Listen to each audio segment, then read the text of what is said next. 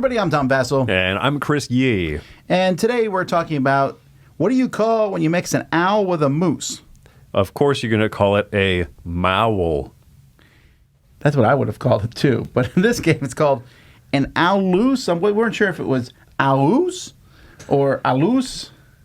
It's a loose. It's a loose and There are free. some funky animals. Almost makes you want to think that they designed this game just to show off these funky animals. But Oddland is a game about you having some creatures that you're going to place on a board to score you points. That sounds like a lot of other games. That's because it is. Let's take a look. In this game, you have 5 weird animals, from the gator to the kangaroo, and you're going to be using one of 2 different sides for them. Flora doesn't score any points at all, but it does on the other side. If you use the A side, it's just there to block things. There's a little expansion that adds extra animals, but you're still only ever going to use 5 animals and 1 floor. Each player has pieces matching these animals that with their thing on the bottom. You'll see they're different colors and different shapes for the different players. And 2 cards can be placed in the middle of the table. And then on the player's turn, they have a 2-card hand. They're going to be placing a card. When you place a card, at least one side needs to be next to another card on the table, but you can also cover up to 2 empty spaces on cards. If there's somebody on a space, you can't cover that up. Once you've covered up a space on the board, you then, let's say this is the one I just played, you can place a piece in that space. I can place it here, here, here, or here. Now, if there was already a creature in that territory, see the territory 3 mounds, I could not place there. I would have to place in one of the other spots. After that, I draw up and we keep going till the end of the game. Once all the creatures from each player have been played, the game ends and you'll score for each of them with the little score pad here. And these leaves are points. So this one, for example, the big gator gets 2 points for each space in neighboring water territories. So this is next to all those water territories, scores points. The kangaroo gets 4 points per species in row or column, whichever is fewer. The pitch horse is 3 points for the longest straight line within a territory if it's on the B side. And again, they have different things. So all of them are going to be scoring usually based on the different types of terrain that they're in. Whoever has the most points is the winner.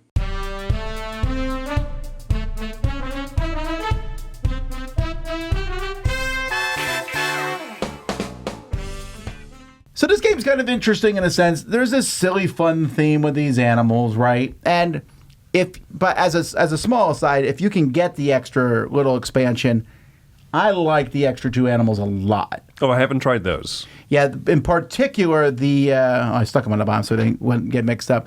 The one you put on 2 territories and it subtracts, it's 3 points times each, but it subtracts the smaller one from the bigger one.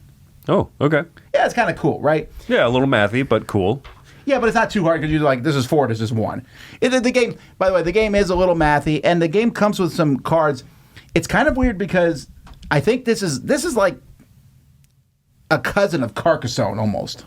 Yeah. In fact, I think that the designer wrote somewhere that he particularly loves Carcassonne, and so that was an inspiration for this because Carcassonne does have a good amount of interaction, and this one does as well, right? You absolutely can mess up other people's plays, but also there's enough ways to kind of protect your own area because a card can't overlay 3 squares, and that I find to be an interesting addition. That being said, though, you have to put down a creature every turn, or a plant.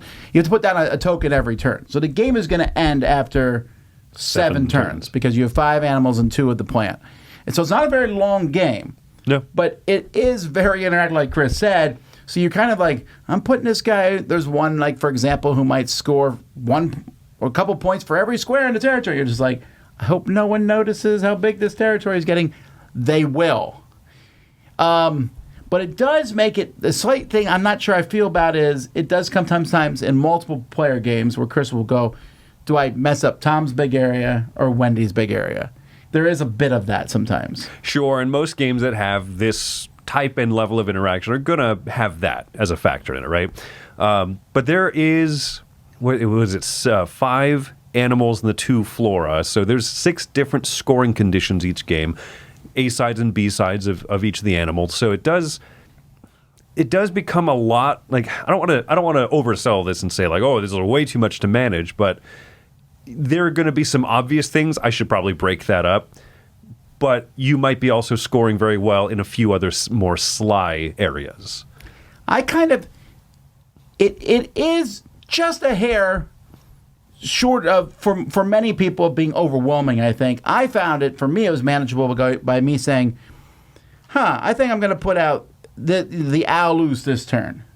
Okay, where's a good spot to do that? Where's a good card? Yeah. Rather than me saying I have 2 cards in my hand and I have 5 animals, which one am I going to put out at a certain point? Okay, this one. If the game could really get tied up then, I just sit there and say, this is the animal I'm going to put out. This is the best spot, I think. I think, too, that your first few placements are not going to score well or almost at all, right? Because they're the ones that are going to get messed with the most before the board really kind of takes shape. And so you almost, like your first turn or two, you're almost just like saluting someone that you know is flying off into the sun. Like, I'll never see that guy again.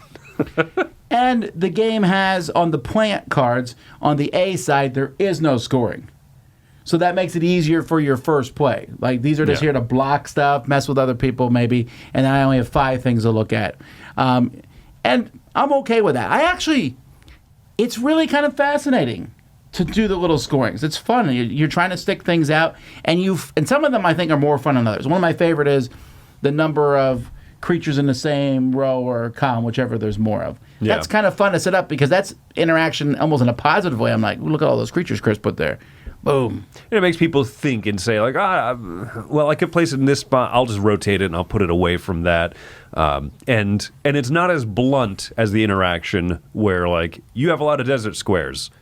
I guess I'm just going to overlay them no matter what I do, right? So that I appreciate that there's the more very straightforward ones that you can mess with, and then those ones are harder to just say, ha-ha, neener, neener. When I'm teaching the game, I do have to explain a few things, like the territories and how a couple of them, like the alligator or whatever it's called, the gator, sorry. Beaver gator, I guess? They get spaces for squares and neighboring territories on one of the sides. So I'm like, okay, here's your green territory. Here's blue next to it. 1, 2, 3, and I'll show how scoring works. Yeah. And I do appreciate that the cards do that. The cards show the scoring on them. You might have to pick it up and bring it across the table to you, but it's not a long game. It's kind of like a condensed Carcassonne, and I think that's not a bad thing. It's like, you play Carcassonne, you're like, this turn I will make my road longer, and that's it. Yeah, it kind of avoids those turns. You have to put something out every turn here, so it will end. I think it's going to appeal to people if you want to have a little bit of a mix of Carcassonne and Cascadia. This is like a more interactive Cascadia with the scoring conditions and the tile laying and the animal laying, and that's just certainly not a bad thing. Yeah, so that's what and also it's also very small, so there's that thrown in the mix. For me, this is a 7, which I would, just as a heads up, I would make a 7.5 if you can get the little expansion stuff and throw it in. Just because it adds a little bit more. You have 7 creatures, you're only using 5 of them, and there's 3, 4 new ways to score the plants. The minor just additions, but you don't need that either. If you like tiling, and frankly, there's not enough good tiling games out there. But in a small package, I think Oddland works. For me, I'm coming a little lower. I'm coming at a 6 on this one. I like it. I certainly have fun with it. I think that the moments where you're kind of building something up and people just go, no, you're not. That bothers me a little bit. But like I said, I think you have to also approach this game playing it sort of defensively, right? Laying cards out in a weird way where your piece, the animal that you put out, you can't overbuild on that. And if you arrange it so that 3 squares are in an area, you can't overlay that. I think that it has good rules to it. It's a little bit short for what I want out of it, but then also a little bit overwhelming teach-wise for people who I think would like something this short. And so you said earlier, it feels like a decent amount of other games I like, but it doesn't shine above those. But I certainly like it. And if you invited me to say, hey, do you want to play a game of Oddland? Yeah, sure, absolutely. Preferred at the lower player count, and actually a pretty good solo mode too. Well, there you go, folks. That's Oddland. I'm Tom Vassell. And I'm Chris Yee. And this is where we live, Oddland. Sort of. Florida.